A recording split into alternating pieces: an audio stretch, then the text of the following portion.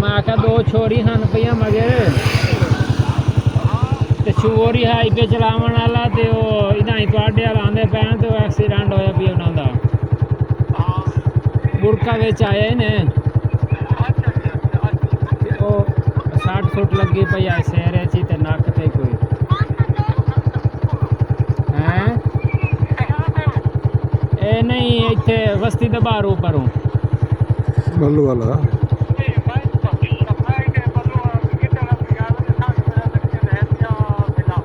हाँ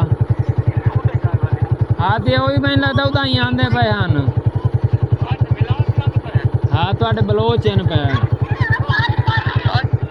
हाँ ये पता नहीं हुण केड़े आंदे